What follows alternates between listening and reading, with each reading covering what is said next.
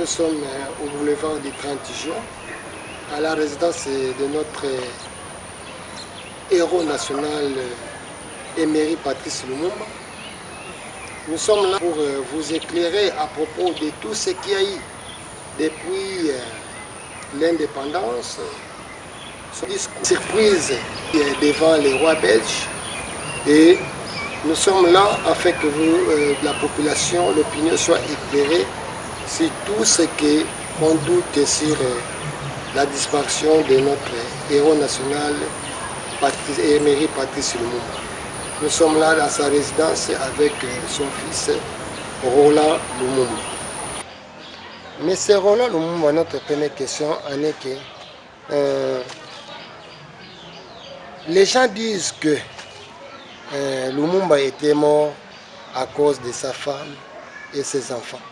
Néanmoins, vous êtes son fils. Je crois qu'à ce moment-là, vous étiez un petit enfant. Qu'est-ce que vous disiez, maman, à propos de ces problèmes-là? Veuillez nous dire afin que la population puisse en savoir. Je crois que la veuve Lumumba, de son vivant, a répondu plusieurs reprises à cette question que je lui avais posée aussi à son temps. Elle disait quand on avait quitté ici, arrivé à la rivière Lodi, le bac il était de l'autre côté. Le bac étant de l'autre côté, il fallait prendre des pirogues. Et lui, comme il partait le premier, tous ses collaborateurs se sont précipités pour être avec lui. Il a dit à la maman, si jamais tu tombais, il fait nuit, je risque de ne pas pouvoir voir où est-ce que tu es tombé. Donc je te demande de rester avec le chauffeur et mon fils et la pirogue va venir vous chercher un deuxième tour. Et une fois arrivé de l'autre côté, il y avait déjà un guet-apens.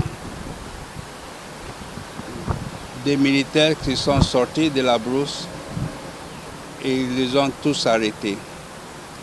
Et dans les pénombres ou bien la lumière des voitures de l'autre côté, ils ont vu que nous aussi, qu'on était restés de l'autre côté, il y avait aussi des militaires là-bas et ils nous ont arrêtés nous aussi.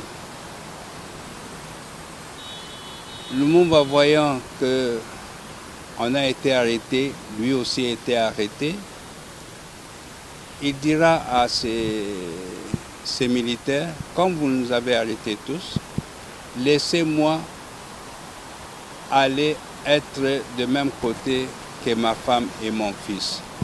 Voilà la vraie version qui a été contée par ma mère et par l'honorable Kémy Changa, aujourd'hui décédé, qui me l'a dit longtemps avant sa mort. Les leaders politiques de notre République, ici en RDC, parfois, donc, quand ils meurent, nous voyons que leurs enfants les succèdent. Nous voyons l'exemple de Laurent Désiré Kabila. Nous voyons Étienne Tshisekedi. Son fils vient d'hériter les partis politiques de son père IDPS. Nous voyons Kiba Samaliba. Son fils a hérité son parti. Nous voyons les Kizenga. Ils ont hérité les partis de leur papa. Et nous voyons aussi tout ce monde-là. Mais vous, famille Lumumba, les enfants de Lumumba, vous êtes absents dans le monde politique. Qu'est-ce qu'il y a? Vous avez peur parce que votre papa a été assassiné? C'est pourquoi vous avez peur de ça ou comment?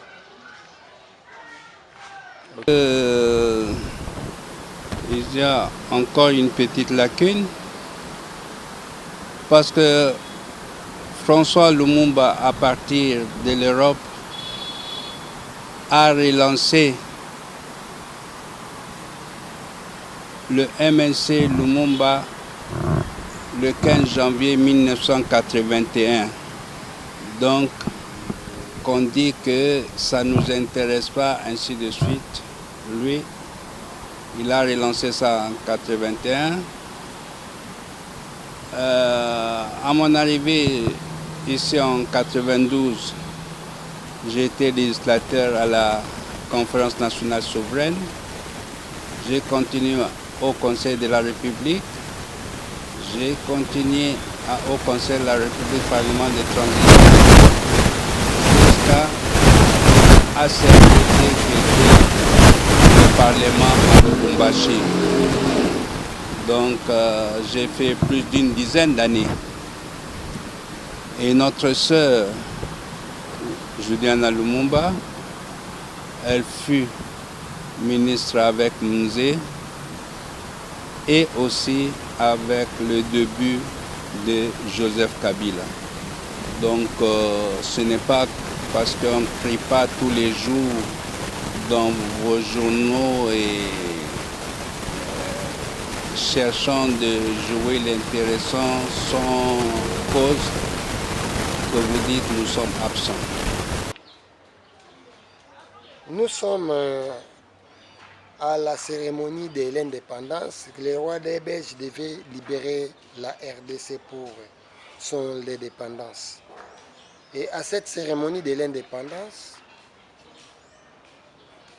Emery Patrice Lumumba vient faire un autre discours, tandis que le président avait déjà fait le discours.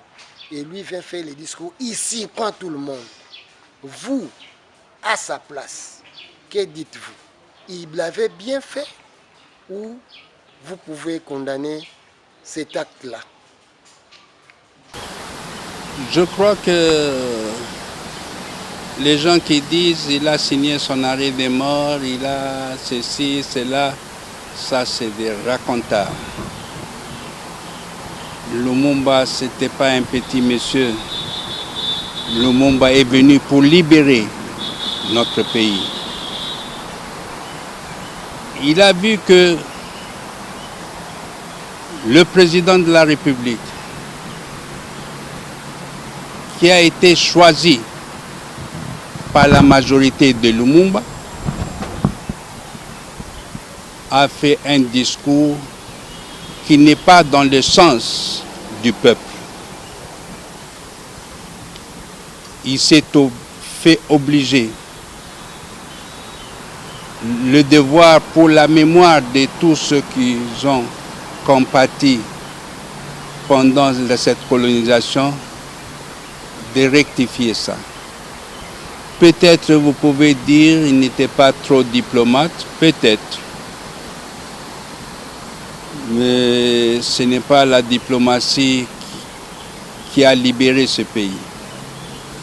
Donc c'était sa façon de s'adresser à son peuple en disant certaines vérités aux souverains des Belges. Donc la décision d'en finir avec lui, ça ne vient pas d'un discours. C'est peut-être le discours qui a résumé sa pensée. Résumé qu'il ne va pas transiger avec l'intérêt de son peuple. Il ne va pas transiger avec le bien-être de la population pour une libération acquise justement et dans le sang. C'est ça la raison qu'on l'a éliminé. Parce qu'il a montré ses intentions nationalistes.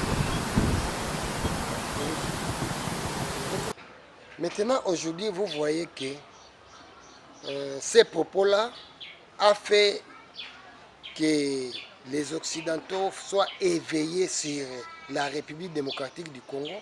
Ils ont pris position afin de chercher à contrôler nos présidents ou à les guider. Qu'est-ce que vous dites? Vous ne voyez pas ça?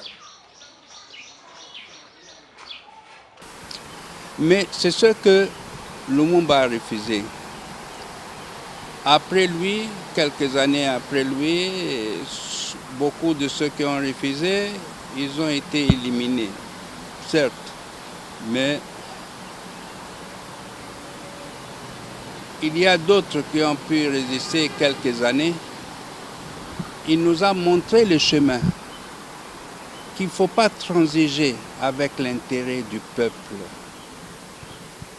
Si on transige, mais devenant commerçants, devenant des hommes d'affaires, on va gagner beaucoup d'argent, surtout dans un pays comme le nôtre, qui a énormément de richesses. Mais si on veut s'occuper de la chose publique, si on veut s'occuper du bien-être de la population, il faut aller dans ce sens de l'intérêt. Et ce n'est pas incompatible de trouver un arrangement entre l'intérêt du peuple congolais et l'intérêt des partenaires qui peuvent être intéressés par quelque chose chez nous. Donc, le contrat ou les gagnant-gagnant existe. Ce n'est pas qu'il faut qu'on ait 1% et eux, ils ont 99%. Non. C'est possible que nous gagnions et ils gagnent. Ça existe dans beaucoup de pays. Donc, je ne vois pas l'utilité d'aller dans l'autre sens. Mais il y a des gens qui considèrent que ils n'ont pas le sens de créativité, ils ont le complexe de l'esclave. L'esclave que le maître le libère, il demande à son maître, une fois tu m'as libéré, qu'est-ce que je vais devenir? Hélas, il y a encore des gens comme ça depuis 60 ans et ils continuent à être ainsi. On l'a vu dernièrement au Palais du Peuple quand notre président Félix Antoine Tshisekedi, qu'on était en train de célébrer qu'il est devenu le président de l'Union africaine, qu'il a voulu que son mandat soit sous l'aspect culturel. On a pris une pièce de théâtre classique d'Aimé Césaire, Une saison au Congo, qui parlait de Lumumba, pour présenter. Mais ces anti-Lumumba qui ont monté, qui ont organisé la pièce, ils nous montrent un héros national qui est dans l'alcool, dans les femmes, dans je ne sais pas quoi. Est-ce que c'est cette image-là qu'on veut montrer de plus grand parmi nous? De l'héros national qui a été déclaré héros dans son pays 3 fois, en 1966 par le maréchal Mobutu, en 1992 par la conférence nationale souveraine, le peuple réuni à la conférence, en 2001 par l'Assemblée constituante et législative, le Parlement de Lubumbashi, un homme qui a l'unanimité sur lui au Congo, et c'est cette image qu'on montre de lui. Après notre victoire, pour ramener sa dépouille, les amoureux des colons et autres trouvent des valets pour salir l'image de notre héros. Si c'est ça l'image de l'héros, et nous, qu'on est beaucoup, nous, peuple congolais, collectivement, qu'on est beaucoup moins que lui, si c'est cette image négative, elle est, qu'on veut lui montrer, et dans ces cas, nous autres, qu'est-ce qu'on n'est rien? Ce sont des gens pas seulement anti-Lumumba, ils sont des gens anti-Congo. Et il faut les poursuivre, ces gens, en justice. Et je demande au président de faire attention avec ces gens-là. Lors de la commémoration du 17 janvier, le président de la République, son Excellence M. Antoine Félix Tshisekedi, a promis de rapatrier les parties du corps de l'héros national pour que cela soit inhumé depuis plusieurs années. Vous, la famille, que dites-vous? Vous êtes associé à ces projets-là? Non. Ce dossier, nous, famille Lumumba, on s'est battu plus de 10 ans contre les assassins, ceux qui ont participé, les Belges qui ont participé à l'assassinat de notre héros national. Ça fait plus de 10 ans qu'on est sur ce dossier. Et quand on a appris qu'il y a certaines qui s'amusent, c'est pavoisé qu'ils ont des restes de corps de notre héros, on a demandé aussi à la justice belge de pouvoir récupérer ça. Et la justice belge a accédé à notre requête. Ils nous ont demandé que nous, famille Lumumba, nous pouvons aller chercher ces reliques. Pour nous, ce ne sont pas des restes de n'importe qui. C'est notre héros national, mort en tant que Premier ministre, chef du gouvernement, déclaré héros national après sa mort. On ne pouvait pas, par devoir de mémoire, aller d'une façon familiale récupérer ça. Raison pour laquelle on a voulu associer l'État congolais, représenté par son chef d'État, pour le retour de la dépouille de notre héros national à sa terre natale. Voilà les raisons.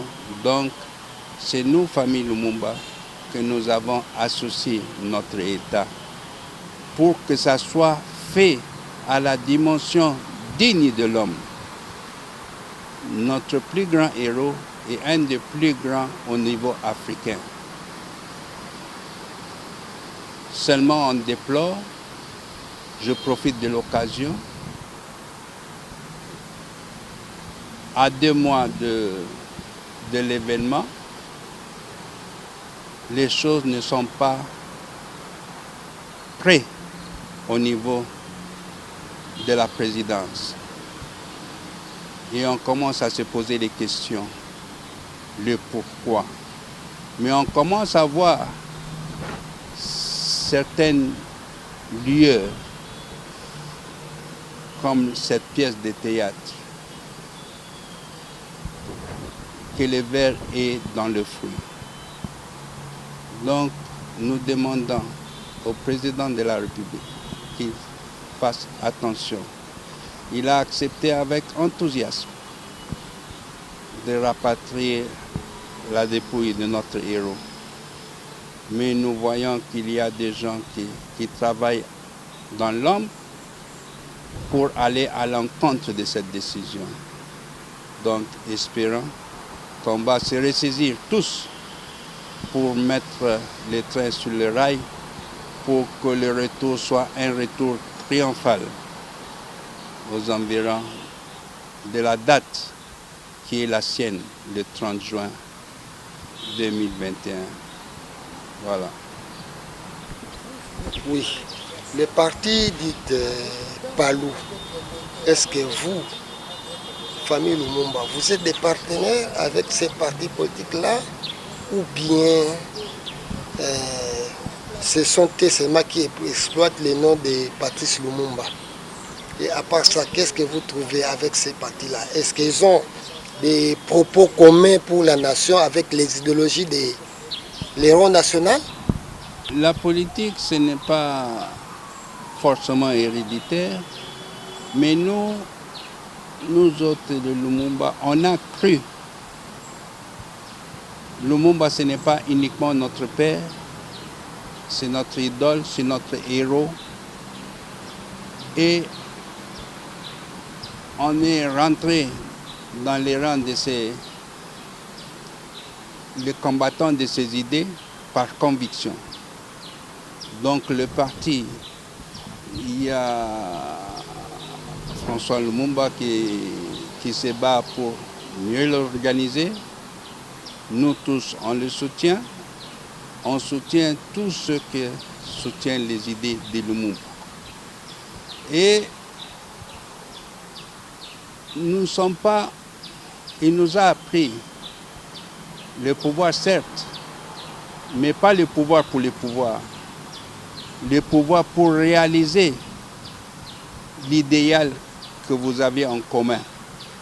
L'idéal de Lumumba pour l'unité nationale, pour le bien-être de la population, pour le panafricanisme, c'est tout à fait clair depuis plus de 60 ans. Et on est sur cette voie. Si on trouve des partenaires sur cette voie, bien sûr, on va se mettre la main dans la main pour avancer avec eux. Le Palou, par rapport à d'autres, on considère que c'est un parti frère, qu'il se revendique de l'idéal lumumbiste. Mais les détails de ce parti, il faut aller voir ses dirigeants, il faut aller voir ses militants. Vous, la presse, vous pouvez les juger, mais j'estime que par rapport à l'idéologie,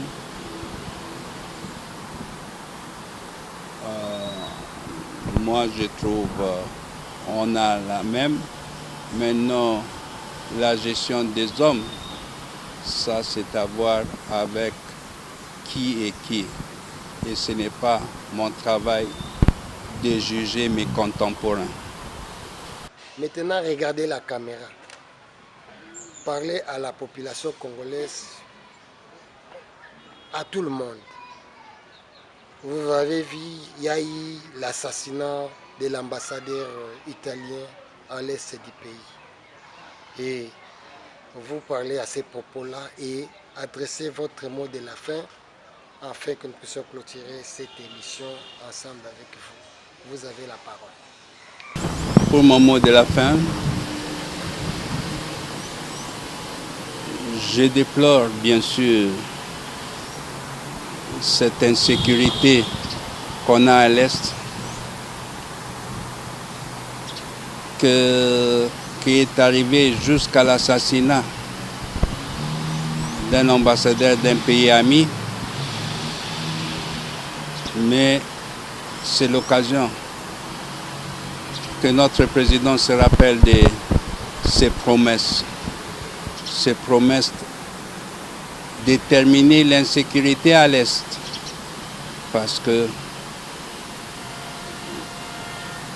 notre héros, parmi ses combats, c'était l'unité nationale.